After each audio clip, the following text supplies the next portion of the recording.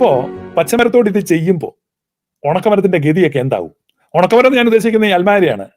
നീയൊക്കെ ചിരിക്കുമ്പോൾ ഒരു മെത്രാച്ചൻ അവിടെ നിലനിൽപ്പില്ലെങ്കിൽ, ഞാൻ 34 ഭരണഘടനയെ പറ്റി ലൈവ് ചെയ്തിട്ടുണ്ട്. ആ ലൈവ് ഈ ചാനലിൽ കാണാം. ഇപ്പൊ നിങ്ങൾ ഈ വീഡിയോ കാണുന്ന യൂട്യൂബ് ചാനലിൽ നിങ്ങൾ സെർച്ച് ചെയ്താൽ 1934 എന്ന ഈവിൾ ഡോക്യുമെന്റ് എത്രമാത്രം പ്രഹരശക്തി ഉള്ളതാണെന്നും അത് എത്രമാത്രം നിങ്ങളെ അടിമകളാക്കുന്നെന്നും നിങ്ങളെ ലൈംഗിക അടിമകളും സാമ്പത്തിക അടിമകളുമാക്കി അധപ്പതിപ്പിക്കുന്ന ഒരു ഈവിൾ ഡോക്യുമെന്റ് ആണെന്നും വ്യക്തമായി തെളിവ് സഹിതം ഓരോ പേജ് ബൈ പേജ് ആയിട്ട് വായിച്ച് ചെയ്തിട്ടുള്ള ഒരു വീഡിയോ ഈ ചാനലിലുണ്ട്. Kindly go through that. അപ്പൊ ആ വീഡിയോയിലൂടെ നിങ്ങൾ പോകും. അതിനകത്ത് ഞാൻ വ്യക്തമായിട്ട് പറഞ്ഞിട്ടുണ്ട്, സ്വാതന്ത്ര്യം എന്ന് ഉദ്ദേശിക്കുന്നത് അൽമായരുടെ സ്വാതന്ത്ര്യമല്ല, ഇടവകക്കാരുടെ സ്വാതന്ത്ര്യമല്ല, ഇടവക ജനങ്ങളുടെ സ്വാതന്ത്ര്യമല്ല, വൈദികരുടെ സ്വാതന്ത്ര്യമല്ല, മെത്രാന്മാരുടെ പോലും സ്വാതന്ത്ര്യമല്ല.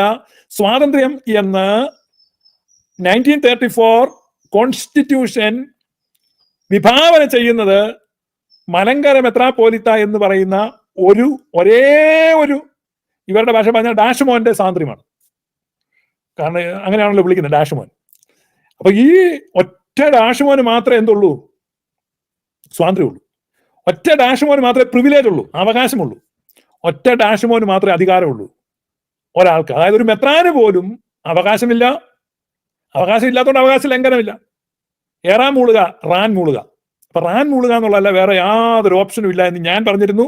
അത് ഇന്ന് പറഞ്ഞല്ല, ഇന്നലെ പറഞ്ഞല്ല, ഈ മാസം പറഞ്ഞല്ല, കഴിഞ്ഞ വർഷം ചെയ്തിട്ടുണ്ട് 1934 കോൺസ്റ്റിറ്റ്യൂഷനെ പറ്റി. ഇപ്പൊ നിങ്ങൾ ഈ യൂട്യൂബിലാണ് കാണുന്നെങ്കിൽ യൂട്യൂബിൽ ഈ വീഡിയോ കാണുന്ന ചാനലിൽ തന്നെ ആ വീഡിയോ ചെയ്തിട്ടുണ്ട്. അതിനകത്ത് വ്യക്തമായിട്ട് പറയുന്നുണ്ട് ഒറ്റ വ്യക്തിക്ക്. അപ്പൊ ഏകാധിപത്യമാണ്.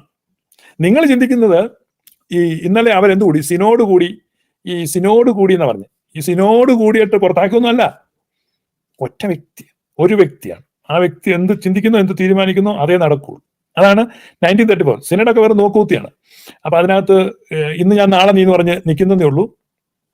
ആർക്കെപ്പോൾ വേണേലും ഔട്ടായി പോവാം. അതിനകത്ത് പ്രത്യേകിച്ച് കാര്യമൊന്നുമില്ല. ഈ കോർപ്പറേറ്റുകളിൽ നിന്ന് ഓരോരുത്തരെ ഫയർ ചെയ്യുന്ന പോലെയാണ്. ഇപ്പൊ ഒരു മെത്രാൻ ഇന്നലെ പുറത്ത് കളഞ്ഞു, അടുത്ത മെത്രാന് വേണം നാളെ പുറത്ത് കളയാം. അപ്പം അന്ധഭയ മുറുക്ക വേണം എന്ന് പറഞ്ഞു കഴിഞ്ഞാൽ ഓരോ മെത്രാനും ഭയത്തിലാണ്. തന്റെ തലയ്ക്ക് മുകളിൽ വാള് തലമുടിയെ കെട്ടി തൂക്കിയിട്ടിരിക്കുക. വലിയ വെയിറ്റ് ഉള്ള ഒരു വാള് തലമുടിയെ കെട്ടി തൂക്കി തലയ്ക്ക് മുകളിലിട്ടിരിക്കുകയാണ്. എപ്പം വേണമെങ്കിലും താഴെ വീഴാം. അതുകൊണ്ട് മിണ്ടാൻ പറ്റില്ല. ഇതാരെയാണ് ഇവർ ഭയപ്പെടുന്നത്? അപ്പൊ ഒരു മെത്രാന് പോലും അഭിപ്രായ സ്വാതന്ത്ര്യമില്ലാത്ത ഒരു സംഘടന എന്ന് പറയുമ്പോൾ എത്ര ഭീകരമായ അവസ്ഥയാണ്. ഇതിനോട് സമാനമായിട്ട് വടക്കൻ കൊറിയയിലെ കിം ജോങ് ഉന്നിന്റെ ഭരണം മാത്രമേ ഉള്ളൂ. കിം ജോങ് ഉന്നിന്റെ ഭരണത്തിൽ സ്വന്തം അപ്പന്റെ അനിയൻ മേശയ്ക്ക് ചുറ്റിരുന്നപ്പോഴേക്കും അപ്പന്റെ അനിയൻ പറഞ്ഞു, ഈ നയങ്ങൾ, ഇപ്പോഴത്തെ ഈ നയങ്ങൾ ഈ ജനങ്ങളോട് നമ്മൾ കാണിക്കുന്നത് ഒന്ന് പുനഃപരിശോധിക്കേണ്ടതാണ് എന്ന് പറഞ്ഞാൽ ജനങ്ങൾക്ക് അല്പം കൂടെ ഒക്കെ ഒരു എന്ന് പറഞ്ഞ് മുഴുമിക്കാൻ പറ്റില്ല. നിങ്ങൾക്കറിയാം ഈ കിം ജോങ് ഉൻ ചെയ്ത എന്താന്ന്? ഈ കിം ജോങ് ഉന്നിന്റെ അടുത്തിരുന്ന തോക്കെടുത്തു. തോക്കെന്ന് പറഞ്ഞാൽ വെറും തോക്കല്ല. കിം ജോങ് ഉൻ എടുത്ത തോക്ക് വിമാനവേധ തോക്കാണ്. എന്ന് പറഞ്ഞാൽ നിലത്ത് നിന്ന് മുകളിൽ കൂടെ പോകുന്ന വിമാനത്തെ വെടിവെച്ചിടുന്ന തോക്കുണ്ട്. അത്ര പവർഫുൾ ഗണ്ണാണത്. വിമാനവേധ തോക്കെടുത്ത് ഏതാനും അടി അകലെ, മേശക്ക് തൊട്ടടുത്ത് ഒരു മേശയുടെ അപ്പുറത്തിരിക്കുന്ന സ്വന്തം അപ്പന്റെ അനിയനെ ഈ വിമാനവേധ തോക്കെടുത്ത് വെടിവെച്ചു. ശരീരം ചെതറിപ്പോയി. ചുറ്റുമിരുന്നവര് ഒരക്ഷരം മിണ്ടിയില്ല. 5 മിനിറ്റ് കഴിഞ്ഞപ്പോൾ ക്ലീനിങ് സ്റ്റാഫ് വന്ന് തുടച്ചുകൊണ്ട് അത്രേ ഉള്ളൂ, ഒന്നും മിണ്ടിയില്ല.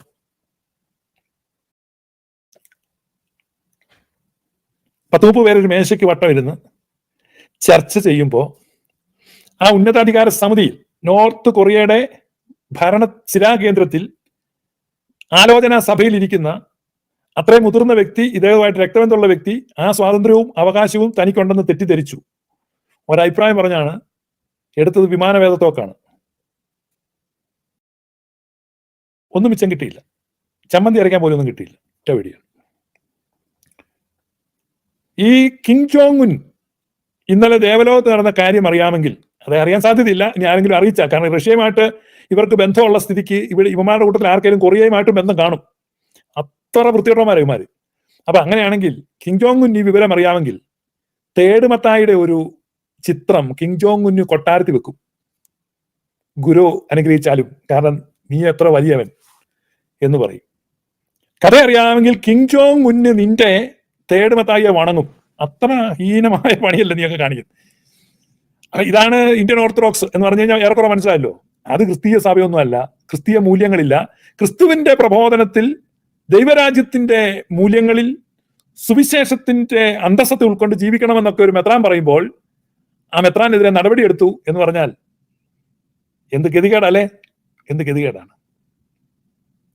ശിശുക്കളെ പീഡിപ്പിച്ചതിന്റെ, കുട്ടികളെ പീഡിപ്പിച്ചതിന്റെ, അതുപോലെ വീട്ടമ്മമാരെ പീഡിപ്പിച്ചതിന്റെ, കാണുന്ന സ്ത്രീകളോടെല്ലാം ലൈംഗിക അഭ്യർത്ഥന നടക്കുന്ന മെത്രാന്മാരുടെ ഒക്കെ എത്ര കാര്യങ്ങൾ വന്നിട്ടും അതിനൊന്നും ഒരു ചോദ്യവുമില്ല, ഒരു നടപടിയുമില്ല, അതൊന്നുമല്ല. അപ്പം അതൊക്കെ ഇവർ അഡ്ജസ്റ്റ് ചെയ്യും. അതൊക്കെ അവർക്ക്, അതായത് നിങ്ങളൊന്ന് മനസ്സിലാക്കണം, ഇത് എങ്ങനെ ക്രിസ്തീയ സഭയാവും? ഇന്ത്യൻ ഓർത്തഡോക്സ് വിഭാഗത്തിൽ പെട്ടിരിക്കുന്ന, ഞാൻ പറയുന്നത് പെട്ടിരിക്കുന്ന എന്നുള്ളത് ഞാനൊരു അർത്ഥം ഉദ്ദേശിച്ചാ പറയുന്നത്, അത് നിങ്ങൾക്ക് മനസ്സിലായെന്ന് തോന്നി. പെട്ടിരിക്കുന്ന എന്ന് പറഞ്ഞാൽ പെട്ടിരിക്കുന്ന, അപ്പൊ ഇന്ത്യൻ ഓർത്തഡോക്സ് വിഭാഗത്തിൽ പെട്ടിരിക്കുന്ന ഓരോരുത്തരും മനസ്സിലാക്കണം, നിങ്ങൾ എത്ര വലിയ അപകടത്തിലാണ് പെട്ടിരിക്കുന്നത്. ലജ്ജിക്കാൻ മാത്രമേ നിങ്ങളുടെ ആയുസ് അവശേഷിക്കുന്നുള്ളൂ. ലജ്ജിക്കുക, കൂടുതൽ കൂടുതൽ ലജ്ജിക്കുക.